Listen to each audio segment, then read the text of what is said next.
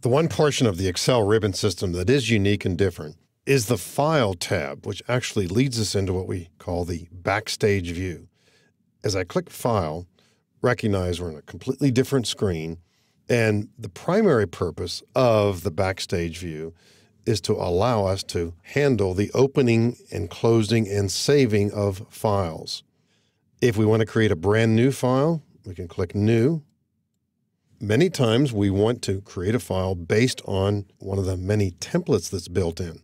Save yourself time by choosing, for example, a simple budget. If you're trying to create a file that is about your either family budget or work budget, you might start with this option here.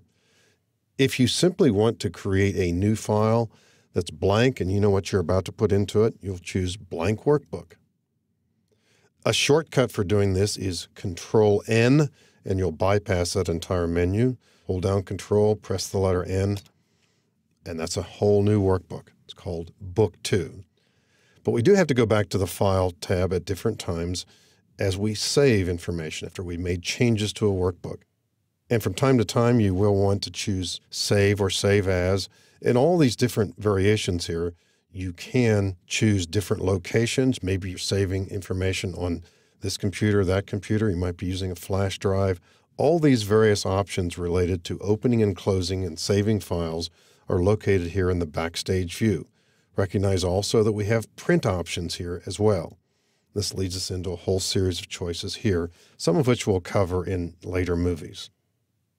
The so-called Backstage view relates to features that we use when handling files, and we exit from this area by pressing Escape or the left arrow at the top of the screen.